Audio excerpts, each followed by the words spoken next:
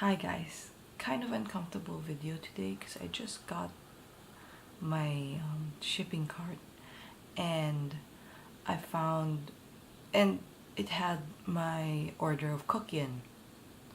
I know there's been a lot of controversy about John Kuckian being said all around the internet, but I bought it without knowing about these controversies. Like when he first launched, I just bought the pigments without like researching. I didn't know that there was so much drama and controversy around John Kuckian. So it came out, like I started researching after I bought, and now I thought that I could just review this product without talking about the drama, but I just got the product, and frankly, I'm very underwhelmed because, first off, the product arrived, well, I'm posting it here. The product arrived broken, and then when I tried to fix it by putting alcohol on it and then doing the press, for some strange reason, this pink pigment floated up, and I feel like I've removed some of the pigment from his eyeshadows. Yeah. So you might say it's not a fair review. Now that I'm reviewing it, now that it's set, because I had to like fix it. I had to fix it and put it inside my pan, and well, it's now set and ready to use. And yeah, I had to like attach like little Z palette stuff underneath so that it would stick. I've seen all the videos. Well, let's go by it one by one. People are saying this packaging is nice. It isn't. Okay. Yeah, sure. It's made with thicker material. It's like it's a heavy C2S. But I mean, this is just it. Okay, it feels good because it's done with matte lam, and then you've got it embossed, and you have like, it feels like a really underpaid designer made it. Because, come on, if you're a graphic designer, you'll see 1 font, 2, 3, that's Bebas, and then 4, okay? And on the back, for some strange reason, he changes font again to like Century Gothic or something. No, this isn't Century Gothic. There's something else, because the E is different. Okay, the E is different. If you look at it, you have 1 font, 2 font, 3, that's Bebas, and then you count all of this as another one.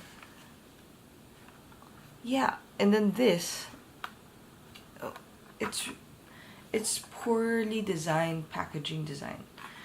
I get what he's trying to do with this, with the high, but really, it's really annoying. It is.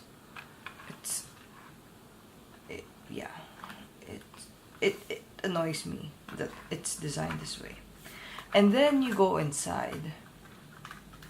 Okay. Go inside, and you get this. And I don't understand that if you're going. Yeah, okay. So H&M comes up with these single shadow things that are packaged really, really well. They're also really difficult to remove because I suppose you're supposed to be treating them as single packaged eyeshadow. these aren't packaged to be like single package eyeshadow. This is really, really cheap plastic material. Obviously the intent is to move it into like a Z palette. If the intent is to do so, then why isn't it magnetized? Okay. Well, I can fix that with a Z palette, like those ring things from the Z palette. But the second thing is, why is it glued? Why is there glue at the bottom of these palettes if you're meant to remove them and put them into a Z palette? Okay. I had so much trouble removing the glue. And I'll show you a picture here of me trying to attach the Z palette thing to the back of the back of the eyeshadow, and it wouldn't stick because there was so much fallout, and it was really dirty for all three shades. It was really dirty underneath and on the sides, so it was really, I had to clean it before I could stick the Z palette sticker on it. And then because of the sticky part, it wouldn't lie flat, and then I had to remove it with some glue gun. And then it was a lot of hassle to deal with this. I mean, like, the colored rain ones, perfect. These are color pops, perfect as well. See, like, I've removed my H&M one.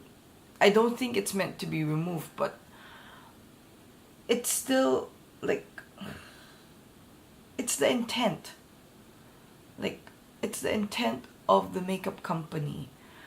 So if Kuckian's intent was to make it single shadows that you could put into a Z palette, then why did it have glue in the back? Why was there pigment all around? Why wasn't it clean? Why wasn't it magnetic? Okay. These are intents, and it's like he doesn't have your best intention. He didn't have the best intentions. Okay. I'm now gonna swatch this. So yes, they are very pigmented. Okay. They are very, very pigmented. That was one swirl of me touching it very lightly. See? And then this violet one. It's like that. So overall, it's swatched beautifully. I'm going in with Salvage first because I'm kind of worried how it's going to look. When I said I was worried how it was gonna look, what I meant was I saw the Pop Lux review by Nady, and I always follow Nady, and he is full of positivity, and he got like an allergic reaction. I have a wedding this weekend. I was really worried that I would have that allergic reaction. Thank God. I guess my skin's thicker than I thought it was. Nothing really happened. At the end of the day, there were no marks. It didn't stain my eyes. It removed rather easily.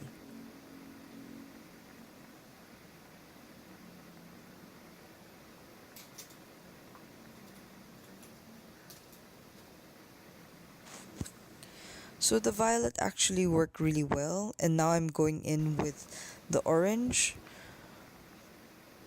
And now I'm taking a bit of Shook and putting it on the side.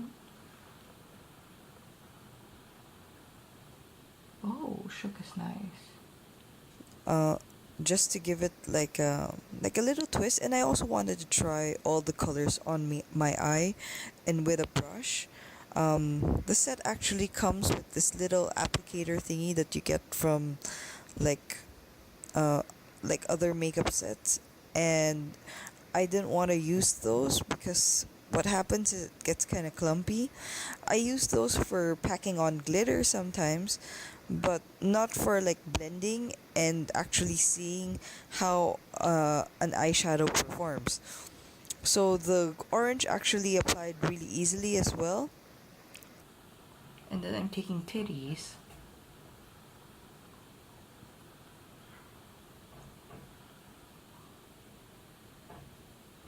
To give it some depth.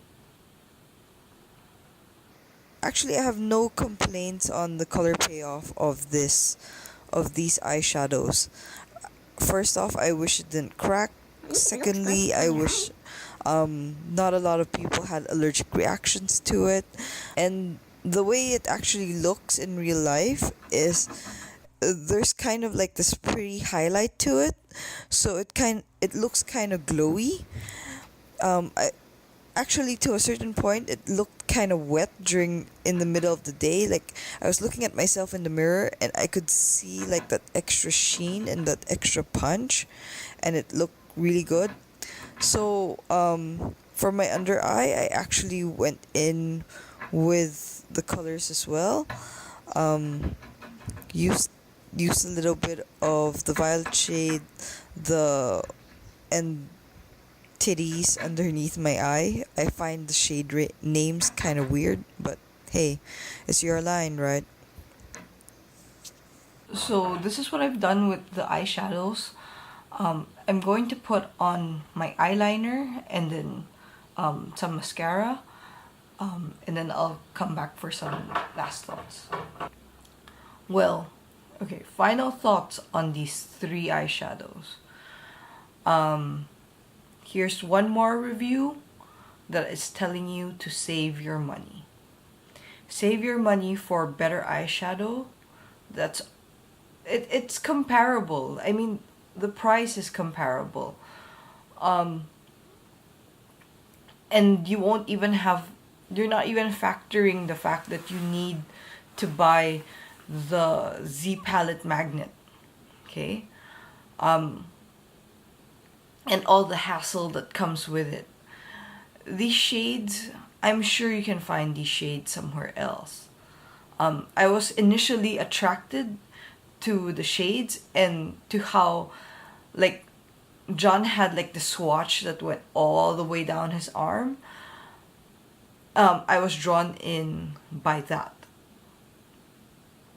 That being said, these eyeshadows, they perform. Okay, they're not like Pat McGrath. Whoa, these are amazing. How could I have like, what formula was this? They're not like that. They are normal shadows. Okay. And can I say one more thing? One more thing. Okay. These are the ColourPop shadows, and these are John Kuckian shadows. Ugh!